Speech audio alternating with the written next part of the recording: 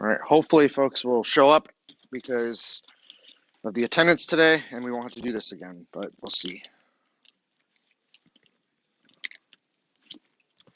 All right, so we have different, I'm gonna start with chapter 10 if you weren't paying attention a minute ago, okay? So we have different types of firms. I'm gonna grab this desk thing to stick this on. Did anybody not turn in your minutes last time? Nobody? All right. So we have different types of firms, okay?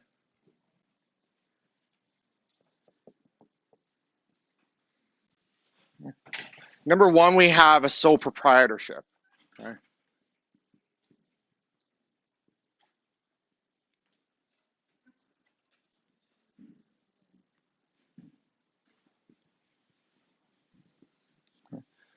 Anybody tell me what this is?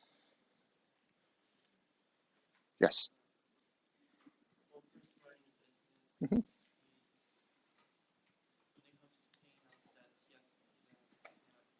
Yeah, they're not separated from your personal liability, yeah. Mhm.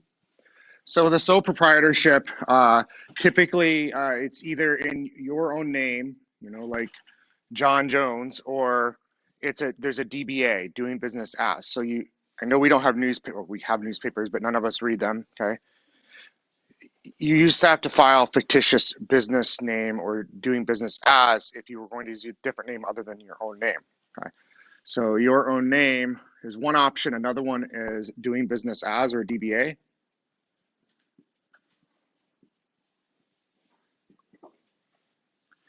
/ fictitious business name.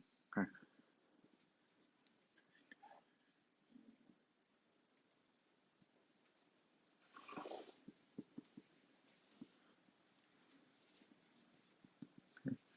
And in terms of this, there's unlimited personal liability.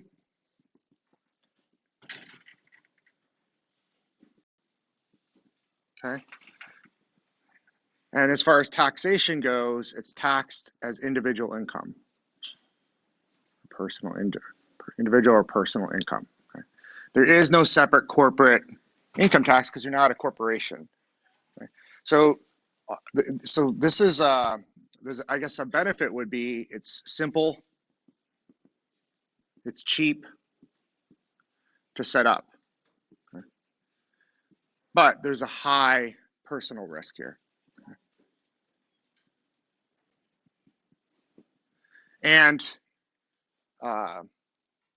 the rules have, I'm not a tax person, believe me, but the rules have also changed with the tax changes last year, and they've screwed a lot of people and a lot of small businesses and stuff over with some of the things that are no longer deductible that used to be.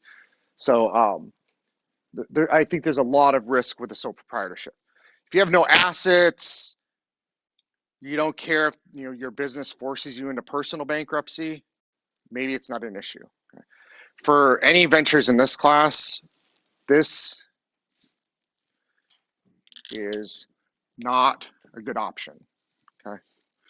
All right, so that's the first kind. Then you have partnerships. Okay.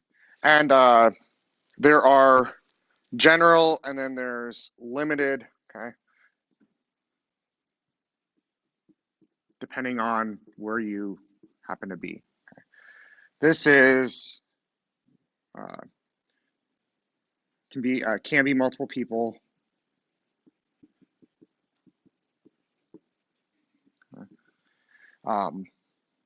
Has an actual name.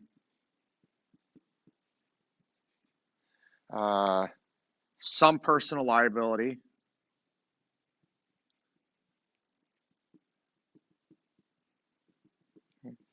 It's taxed on your personal return.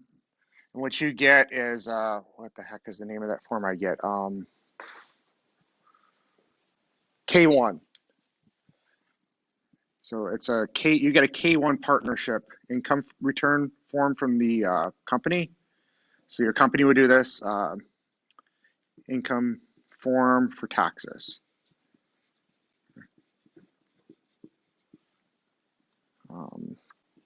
Personal income.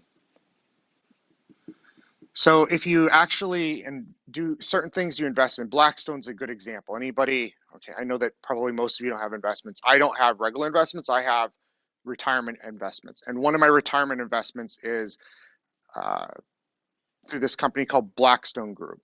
And they're an investment fund. And I don't know why they're not a corporation, but they're not. They're a partnership. So every year I get a form that the first year I thought I actually had to file with my taxes, and then I couldn't figure out how to do it. And my sister said, "No, that's just for your 401k. You don't have to worry about that." Okay, but if you get these as part of, say, you invest separately, you might get these forms, and it's effectively a partnership that you're a partner in, and there might be millions of people who are also partners. Every single one of them is going to get a form, a K-1, based on their percentage of income of the firm, and a percentage of all the profits and expenses and that sort of thing. So you have to do these for each partner in the organization there. Okay. Now, actually, I should actually add one more thing here to the proprietorship. Okay. This can be terminated by the person who forms it. So terminated by individual. And you can't raise capital. So this is very hard to raise capital. Okay. Hard to raise capital. Okay. You're really limited to bank loans, credit cards, and personal capital. That's really all you can do for a sole proprietorship. Now, with a partnership, you still have a low cost of formation, just like you do with the sole proprietorship. Okay. But dissolution or termination has to be agreed to by the partners. So one person can't just decide that they don't want to do it anymore. Okay. You have to reach some sort of agreement with your partner, either dissolution or your partner buys out your share, something along those lines. Okay. So these can go south if there's a disagreement with the partners. Okay. My first business was this. This was 20 some years ago when I was in high school. It was a proprietorship. Okay. I could just decide, shut it down, and I did. When I went to college, I shut it down. Okay.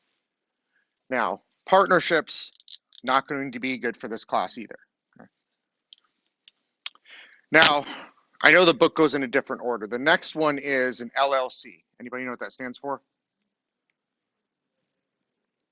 Limited liability company, not corporation. Okay. So with an LLC, these are governed by states. There's no federal law around LLCs. Okay. So you can't form them under any type of federal law. Okay. So some states have this, and it's relatively low cost to form, not cheap, I won't call it that, relatively low compared to corporations. Compared to corps. Okay. The income can be treated multiple ways for taxes.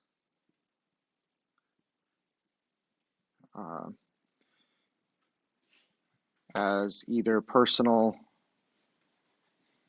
or is either personal income or separately, basically.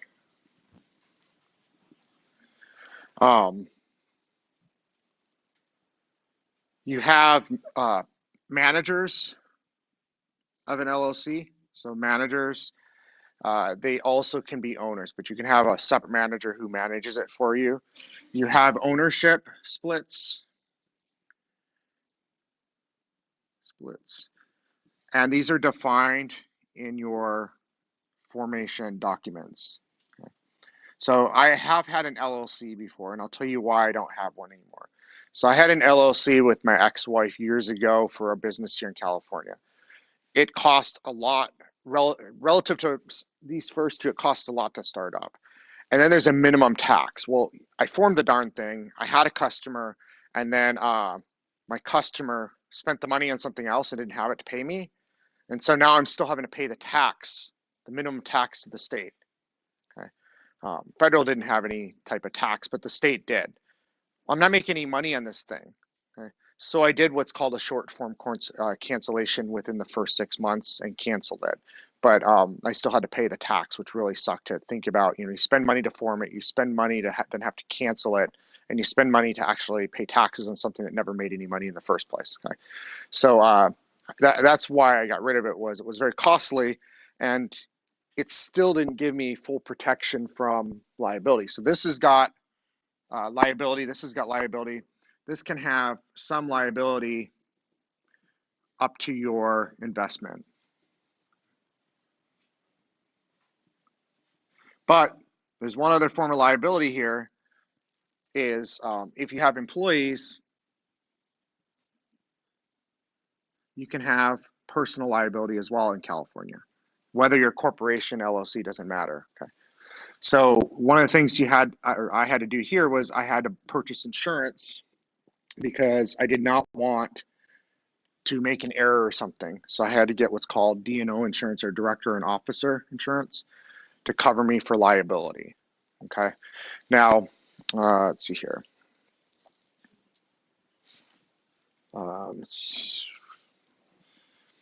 So this one here, I think I paid about, where did I put that out here? I think this was about $1,000 to start it. Okay. These probably $100 at the most. Okay.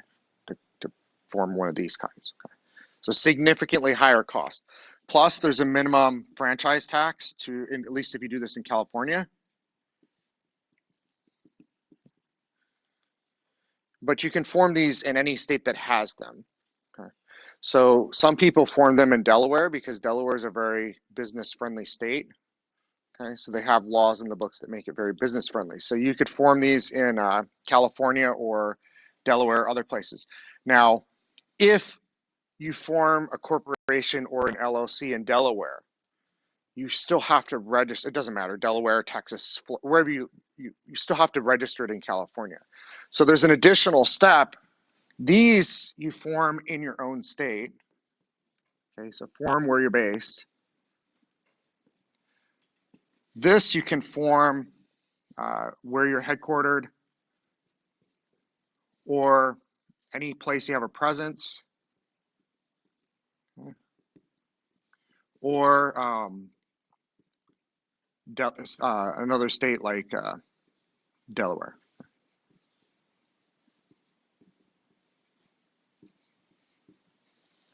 Okay.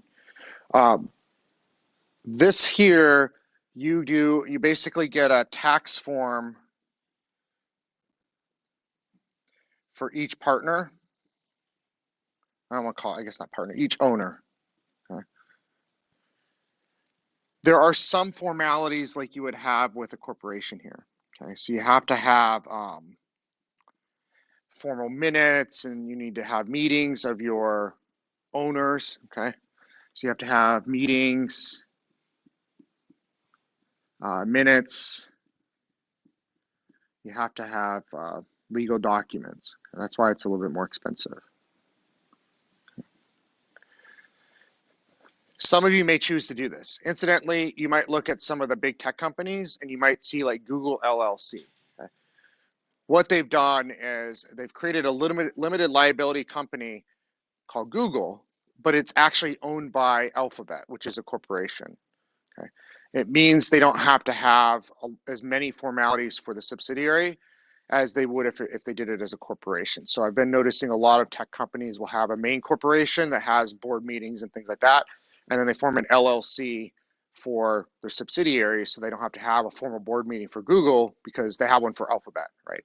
So you might see an LLC inside a larger corporation. So when you think about how you're going to form your company, you might say, okay, we're going to form a corporation, but for liability reasons, we're going to form an LLC for this particular part of the business. Okay, so looking at some of the places that I've worked at, Oracle has a number of different companies that they own, and say they acquire a company, they'll roll it underneath something to help protect them against liability of an acquisition. They keep and Qualcomm the same way. Qualcomm moved all their intellectual property underneath a particular entity to protect it from someone suing Qualcomm and getting the intellectual property in a lawsuit. So they're doing it to organize themselves, protect themselves. Okay. All right. So the next one here is going to be corporations, and this is actually, there's multiple types. Okay. So corporations. C Corp. Okay. That's the first type. Okay. A C Corp is like a formal corporation. That's what I have. Okay. So it's a regular corporation. Now there's another type called an S Corp. I'll talk about that in a second. With a C Corp, it's a completely separate entity from its owners. The owners are called shareholders.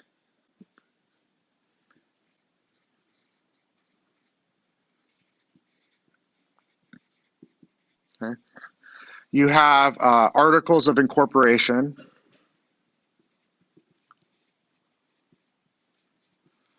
You issue stock. Actually, let me go back to this. I want to say one other thing.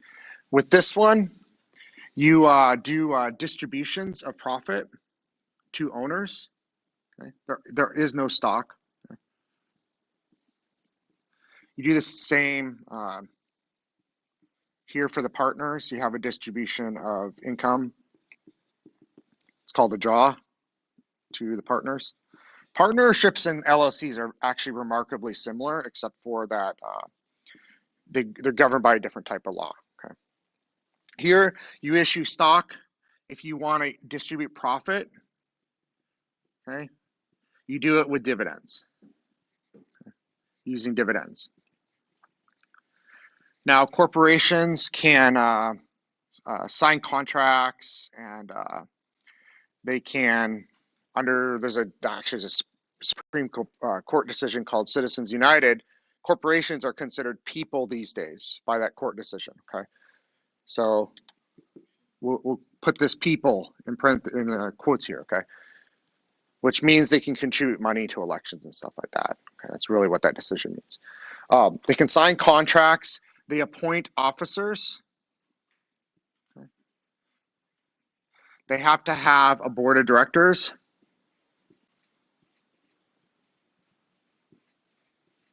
They have to have a lot of formalities. Okay. If I were to form a corporation, I have to have a formal meeting of the board of directors to authorize me to open a bank account. And then I have to take minutes and have everybody on the board sign the minutes, then take those minutes along with my article of incorporation to the bank before the bank will open an account for me. Okay. It's a very formalized process. Okay. There's many formalities. Okay. You have to have regular meetings. Okay. From a taxation perspective, it's taxed as its own entity. Okay. So you'll have your own tax identification number, or EIN. Okay. Not taxed to the people who own it. So this does not get reported on your personal income taxes. What does, though, is if you get a dividend, then the company reports that to you on, I think it's a 1099 or 1098. I forget which one it is. Okay. Now, if you sell your stock in the corporation, then the proceeds of that, there's gains, capital gains or capital losses associated with selling your stock or things like that. So from a tax perspective, the company is going to get taxed on its income. And then if it distributes money out to its shareholders in the form of a dividend, then you will get hit for that as well. Okay. Now, up until this point here, you couldn't issue stock to your employees. So your employees can't own the company here unless you were to make them another, owner. They call it members, okay, of an LLC. With this one, you can start doing things called ESOPs, employee stock ownership plans. Okay. And this can be a direct purchase, so employees can buy stock. This could be stock options. Okay. And this could also be restricted stock units. And within stock options, there are different types.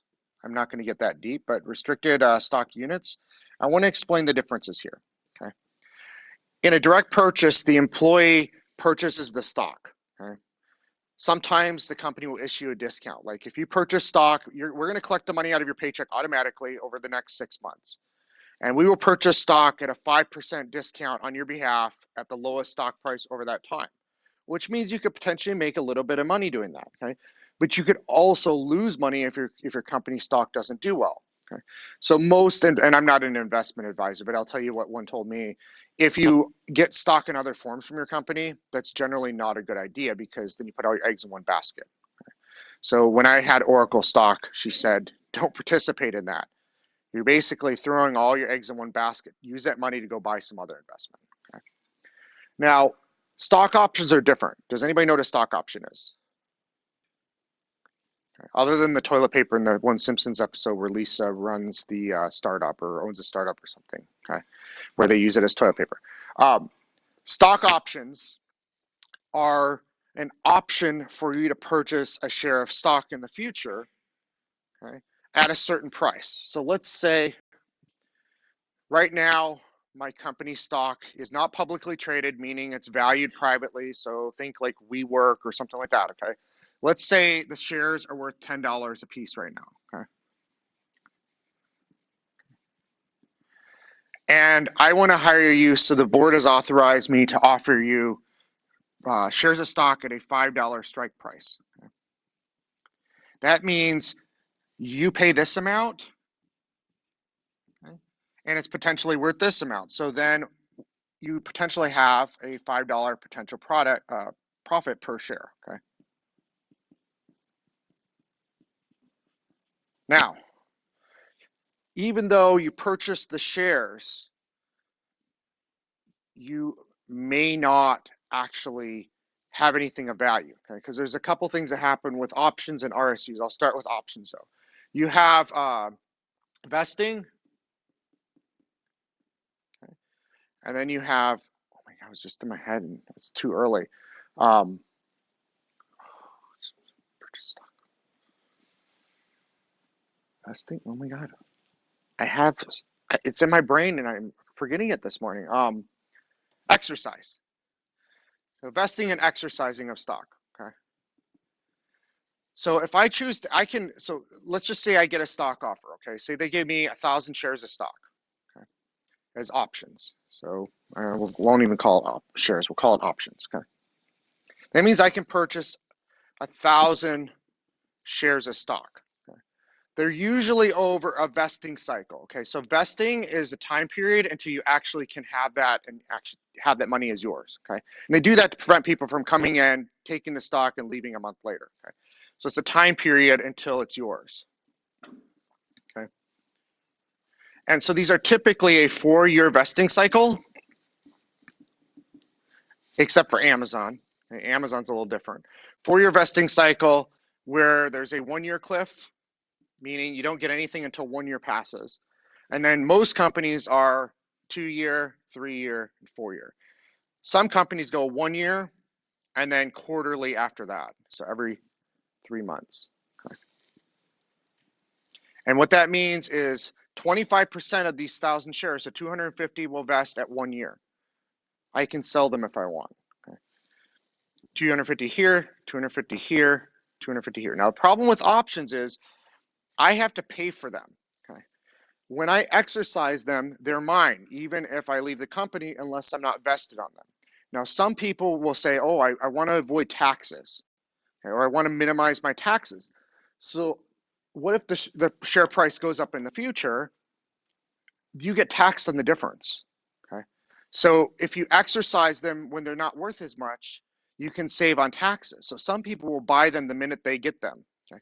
But remember, they're not vested yet, so they're not actually yours. You're paying for something that is not yours. If you leave the company before they're vested, you lose them. They're just funny money, okay? So if I get a vesting cycle of 4 years and I get a quarter of them, and I go and spend 250 times $5, okay, on the first batch, I exercise them. If I leave before that 1 year's up, I have wasted that amount of money. It's like me throwing it in the trash can, okay? But I could potentially save on taxes. So you got to think about, are you going to be there long term if you want to do this, okay? Now, options, you have an option to purchase it. You have to actually put some money out. If it's a private company, until they have some sort of liquidity event, your stock is worthless, okay? So most startups never get past the point where the stock's worth anything, okay? So you could offer your employees stock options, and that's very common. It's a way to say, and the way that they tend to do this, I remember a company, my first job where I got stock options, you're going to get 50,000 stock options. And I went out to the website, or sorry, out to the newspaper at the time and looked at the stock price and said, oh my God, it's $500,000. I'm rich, okay? But it doesn't work that way. So you have to offer a lot of options to make this appealing to people because they're not making $10 per share. They're only making, say, $5 per share, okay? So you have to entice them with more. So some companies will offer you either options or RSUs, and they'll give you more options. Oracle used to do that, okay? You get a choice. We're going to give you stock. You've got an allocation of stock. This is what it would be in options. You're going to get 10,000 shares. So if you choose options, you'll get 10,000 of them. But if you elect for RSUs, you're only going to get 2,500 of them because they're actually worth more because you don't have to pay for them, okay? So that's an option. Now, an RSU is actually, we're going to give you a share of stock. So with an RSU, okay, you'll still find out the value, okay, but they're no cost to you. But you'll get fewer of them, or you'll give fewer to your employees, okay? So same sort of thing with vesting. If I get 1,000 RSUs, I'll get 250 of them on my first anniversary of being with the company. They're mine. That's cash value to me. Now, if it's not a public company, there's no liquidity unless there's a secondary market for the stock. And some companies that are really popular, like unicorns, you know what unicorns are, right? A startup worth more than $1 billion, okay? So if it's a unicorn, there's probably a secondary market because they're speculators who will trade in that private stock, okay? But they're not a public company, so it's not like you and I can go out and buy their stock on NASDAQ or New York Stock Exchange, okay? So with an RSU, if it is a company that has some value and there is a secondary market, you can actually go sell them as soon as they vest, okay? So that's one of the advantages of a stock unit is you don't pay anything for it. You know the value of it, okay? But the value could still go down because they could grant it to me at, say if I have 1,000 RSUs, they can say we're going to give you a grant at a price of $10 a share, okay? That's $10,000. And in a year, that stock could be worth $1 a share, okay? I didn't lose any money per se, except on paper, okay? I still have more money than I walked in with, but it's not as valuable to me. Now, if the company, on the other hand, in a year that stock's worth $100 a share, I've made $90 a share on that stock. So you can see that with an RSU, you could potentially make some money, okay? You'll make probably more money on an option over time if you have a lot of them. So you kind of have to look at options versus RSUs. If you are getting an option or you're giving it to employees, you need to give significantly more of those than RSUs, okay? And there are a lot of tax things I don't know about that relate to your company and which ones you would choose. And it's really a decision you make. Some companies offer both, some offer either or. Like Amazon, let's use Amazon example. I think they give RSUs and options. And they do a weird vesting cycle. Like only 5% vest your first year, and then like 10% the second year, and then the rest of it vests over the last 2 years. They don't want you to leave. So, okay. And then Google only does RSUs. And so they'll say, even for like an executive, because their stock's $1,000 a share or something like that, right? They'll say you're going to get 100 RSUs, which is not a lot, So then you've got to do these comparisons between a startup who's willing to offer you 100,000 RSUs or 100,000 options or whatever, and Google who'll give you 100. Okay. So when you're doing the risk benefit analysis, you can use, yes. So Google, the way Google is Alphabet's the publicly traded entity now, and Google is one of the many subsidiaries underneath. So this is the one that has stock. It might still be abbreviated Goog, I don't remember, right? This is where you get the stock if you work for anything under Google, but they do LLCs because less formalities is the reason I imagine. Yeah. Yeah. All right. So this is a C corp. Okay, so you can do that sort of thing. Now you have a C corp does not end if people die, okay? Because it has shareholders. It can be into perpetuity. Okay, just because Johnny is the CEO, he owns a lot of stock. He dies. Who cares? It doesn't matter. The company continues to exist. His estate just owns the stock. They don't have any say of whether the company continues or not. Okay. Now, the cost of a C corp is rather high. The book says moderate. I say high when you consider all the factors that you have to have. You have to have formal meetings. You have to keep track of things. You have to file in, say, the state to form. And then if you are based in a different state, you have to file as a foreign corporation in that state, so that you've got multiple filing fees. I filed in Delaware. I want to say it cost me $5,000 to file in Delaware and do all the paperwork. And then it was another $1,000 or so here in California to do all the stuff here. Okay. Now, the other thing you have to have with both LLCs and corporations is you have to also pay for, or do it yourself, a registered agent. Okay. And a registered agent accepts service of process if you get sued. Okay. So you have to have that there. You have to have that here. That's another cost, okay? Another annual cost. All right, so there's one more type of an S corp, or one more type of corporation. Okay. And we'll do it over here, I guess. And this one is called an S corp. Okay.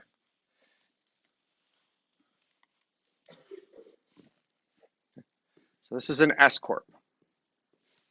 So I have to look at the book because this one I was familiar with. Now, this one is limited liability. Okay. But unlike that one where it's taxed separately, this one is taxed through personal. So this is taxed as personal income. Okay. It can be, I would say it's lower than a C corp, lower cost than C corp. I have a friend in the area who has a S corp. It just was a lower cost for him to form. Okay. And you can still raise capital with an S corp. This one is, by the way, this one's very easy to raise money. Okay? Easy to raise money. You have so many options here. Okay? You have equity, which is stock. You have debt. Okay? You have, and debt, you have all sorts of things. You can have loans, credit cards. You can have convertible notes that will convert to preferred stock later on. Actually, within equity, you have multiple types. You have the common stock that we can go buy on the market, and then you have preferred stock as well. Okay. And then convertible notes can be turned into preferred stock at some equation that you agree to with your lender. Okay. So there are a lot of options. If you're looking for outside investors, this is the most likely for you to be able to get outside investment. In fact, if you're thinking you're going to want to go down the venture capital route, then I will also give you this other little tidbit. You must form in Delaware for VCs. Otherwise, they're going to make you reincorporate in Delaware. So if you want VC, venture capitalist funding, want venture capital. Okay. And then once you're formed in Delaware, then you send an application to the state of California to register as a foreign corporation here, okay, which is what I had to do. All right. Now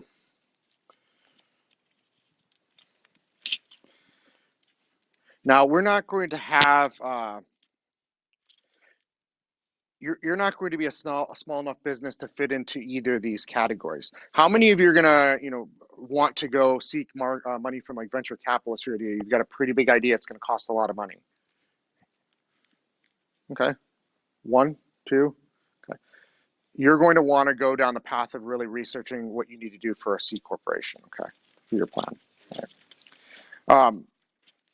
So how many of you are thinking that you're going to want to be in a very high growth area?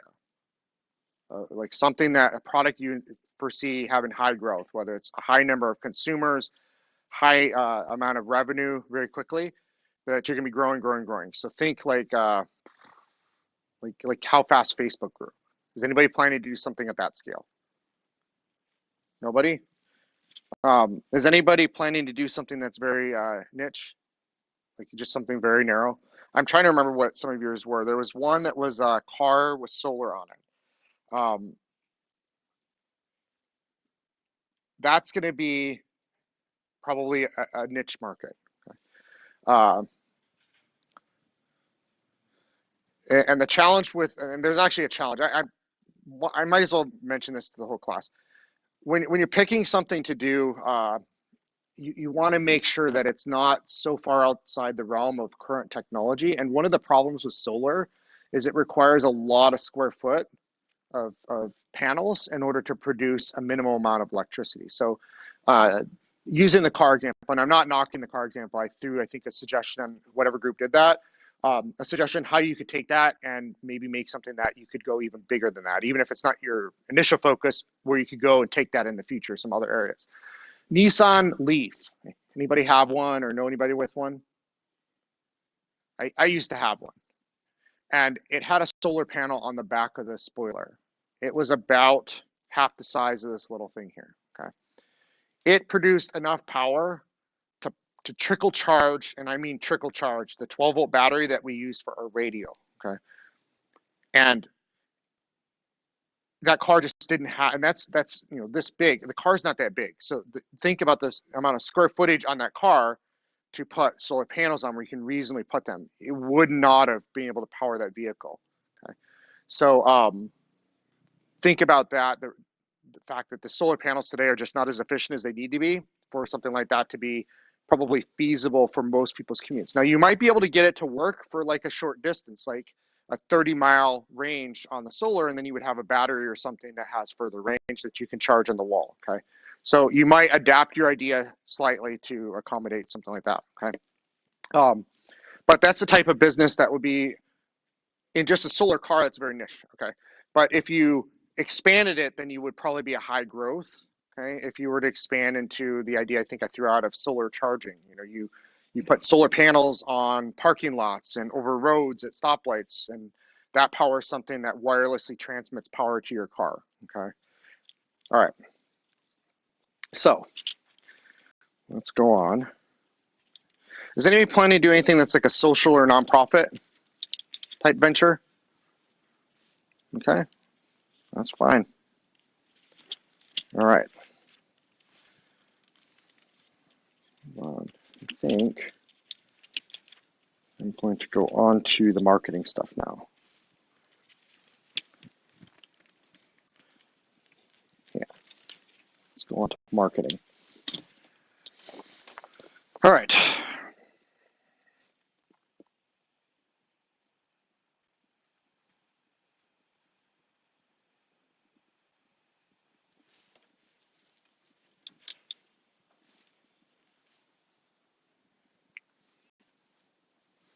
So we'll get through this part way and then move on. Oh, one of you, and I don't remember who it was, messaged me on Slack about after this class talking to me about something.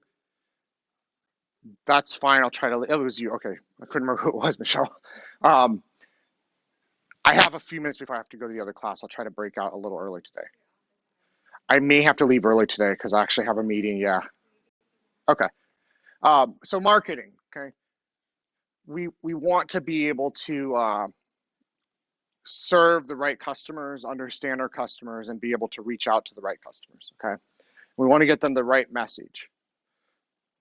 So we want to come up with our marketing plan, which are the steps to achieve the objective of how we're going to market to our customers. Okay. Speaking of which, is anybody a marketing person in here? Okay, good. Come on up here, you can teach. All right. So your marketing plan, you want to come up with your objectives. You want to figure out what your target customer segments are. And this is probably going to be challenging for some of you might find that challenging. I don't know. You want to be able to describe your product offering. Okay. you want to be able to go do market research and develop your strategy. Your market research, you're going to probably go out to the library and do some research in their publications that are available for different industries. Okay. You want to figure out your marketing mix, and then you want to also understand how you're going to handle customer relationship management. And by that, I'm not referring to the actual technology. I'm referring to the processes and the practices you put in place for that. Okay. You may use a CRM piece of software, but how are you going to handle that for your customers? All right. So your objective statement, you're going to want to have the key objectives of how you're going to do marketing. So examples, how are you going to handle sales, profitability, the market share, and your customer acquisition. You need to be quantifiable numbers and be very specific in that. Okay. So instead of we're going to go on social media and get customers, or we're going to become viral on social media, how are you going to become viral, and on what social media? What are you going to do to become viral? Okay. Nothing becomes viral on its own. Something causes it to be viral. Okay. If you're staking your whole company's success on a viral campaign, you better be able to articulate it to your investors of what that campaign might be. Okay. Your market segments can be groups that have similar needs. Okay. Your market segmentation are the divisions, and you may have to have different marketing strategies for different market segments. Okay, so if you kind of cross different segments, let's say you build something that's useful for a consumer, but it's also useful for a business or a government. Your marketing strategy for a consumer is going to be completely different than what it would be for a business or a government. Okay.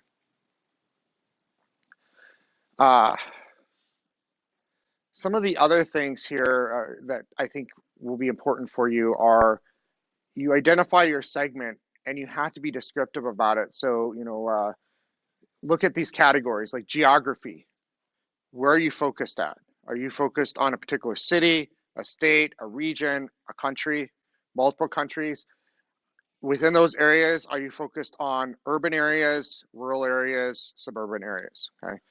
If you're trying to target something like food delivery, if anybody's doing that, you're probably targeting either suburban or urban areas. You're probably not going to try to target rural. You wouldn't be able to make the economics work out for something like that. Okay, it would be, if there's 1,000 people in a town, you can't get the economies of scale you need to be successful. Okay, you should focus on either an urban area or a suburban area where there's a lot of people who would purchase that service. Okay. Also look at demographics. If you are a food delivery service, the reality is you're probably looking for people who are more wealthy. Okay. Maybe upper middle class. The poor don't have the funds to go and do food delivery. It's costly. Okay. So it would be a really horrible mistake for you to go and say, yeah, we're going to do food delivery for people who make $20,000 a year or less, right? You're never going to get customers, right?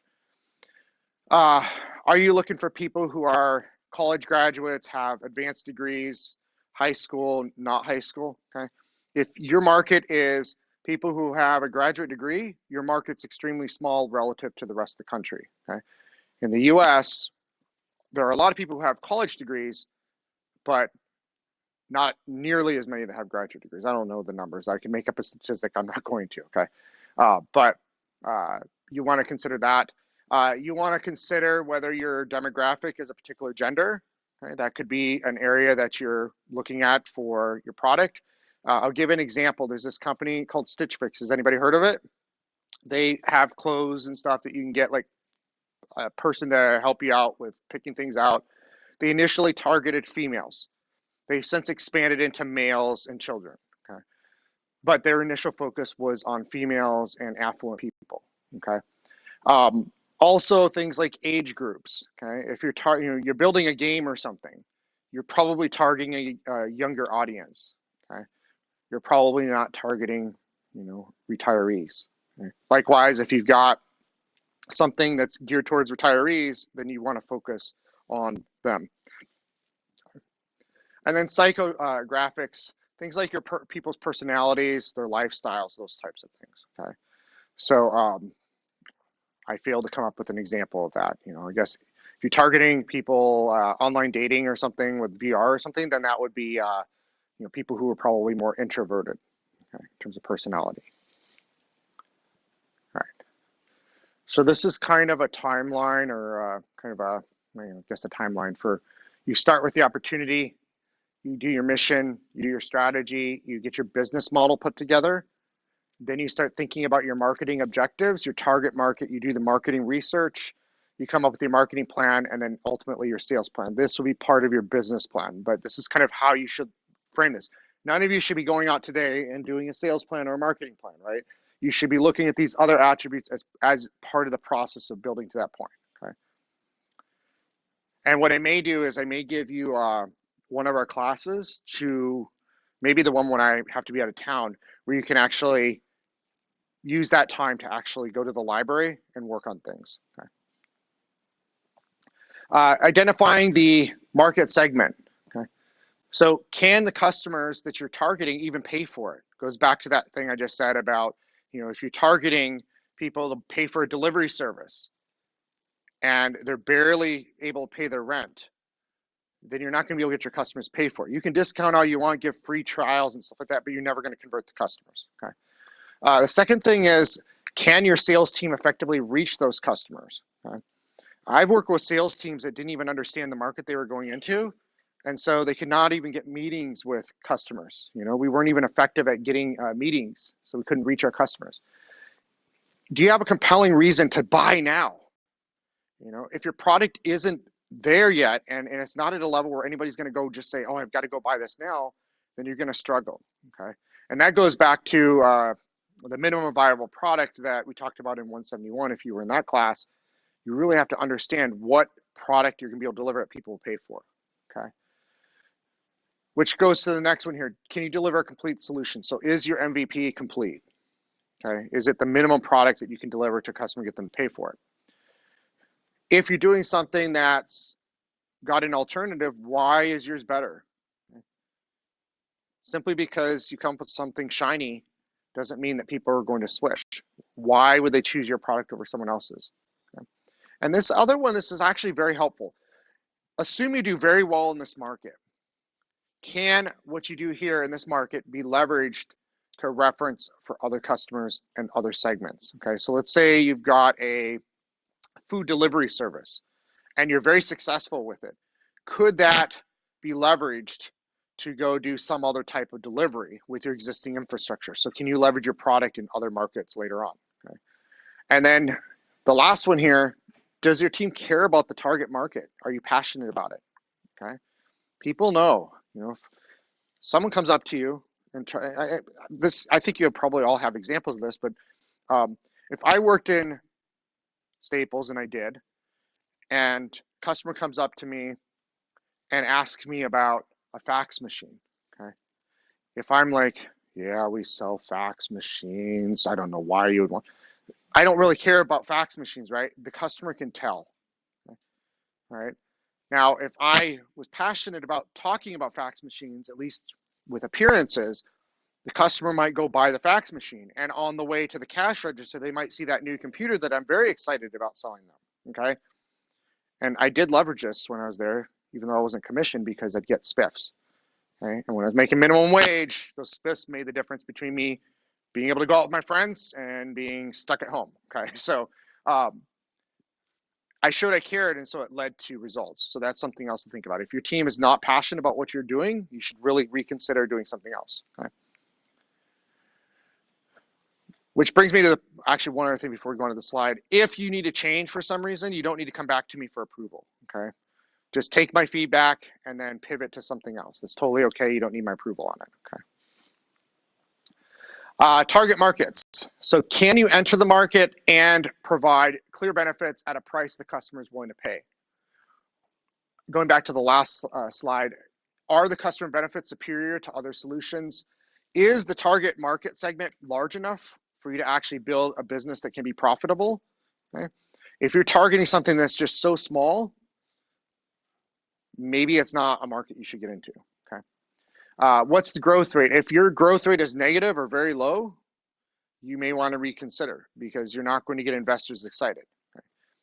And then like I said on the last slide, will this grow into other markets in the future?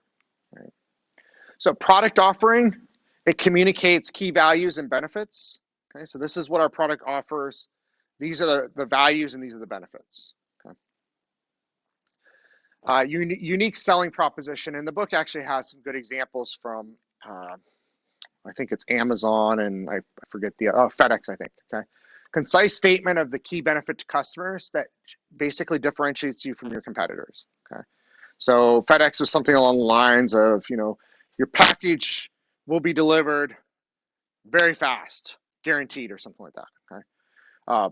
Amazon, we have the largest selection on the planet of things, and we'll get it to you as quickly as we can, and you'll save 30% or more, that sort of thing. Okay. Your positioning, how do you differentiate from your competitors?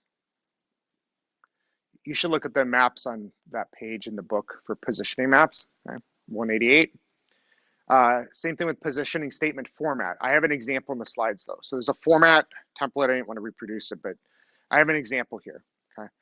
So this company is called Health Nut Foods Corp. And their positioning statement is for wealthy individuals and health conscious customers who want to exclusively purchase healthy foods. The gourmet chef at home is a healthy prepared food delivery service that delivers nutritious, flavorful, and gourmet chef-created foods to busy households just in time for dinner. Okay. Differentiation. Unlike Whole Foods, our product is locally sourced, produced in a gourmet kitchen, and delivered to customers within 30 minutes. Okay. I want to buy this, but I guess I'm biased because I came up with the idea. Right. Brand equity. So brand is really how we identify things sold by a company. Okay. So there's a lot of famous brands out there that we recognize. Let's use a couple of examples. Kleenex. Okay. Kleenex has actually become something we refer to any type of facial tissue. Okay. But that's the brand. It became so synonymous with facial tissues. Okay. Anybody think of any other examples like that? What's that? Band-Aid, yes. Instead of a Band-Aid, it's a Band-Aid, even though that's the brand name, yeah. Anything else? Popsicle, yeah. Chapstick, yeah. That's Chapstick brand, yeah. There's a lot of them that we've come up with, yeah. I'm trying to think of some more. I'm not thinking of any right now, but yeah. Google, Xerox, yeah, Xerox, Google. Actually, Xerox's name was not originally Xerox, yeah. But yeah, that's the brand, and everybody associates copying with Xeroxing. Yeah. Right. Coke, even. In some areas of the country, a Coke is any type of soda. It's just synonymous with any type of soda. All right. So brand equity is the perception of the worth, okay, by the customer, and you need to have awareness, a perceived quality. You have to be able to connect the customer to the brand, and then brand loyalty. Some things people will just go buy whatever is the cheapest, okay?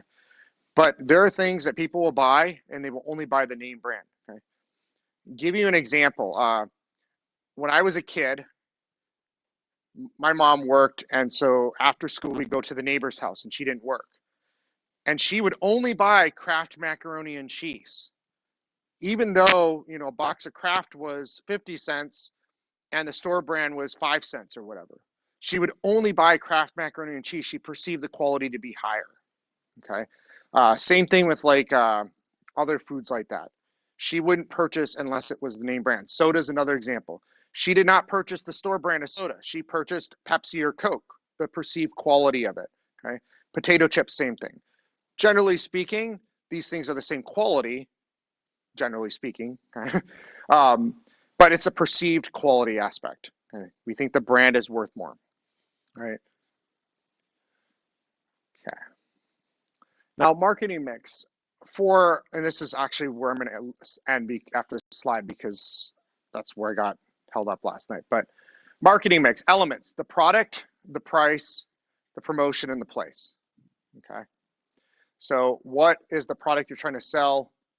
What price are you going to offer it at? What type of promotions are you going to offer? Some companies are really big on doing promotions. Other companies won't do promotions, discounts, okay? Apple doesn't generally do promotions or discounts.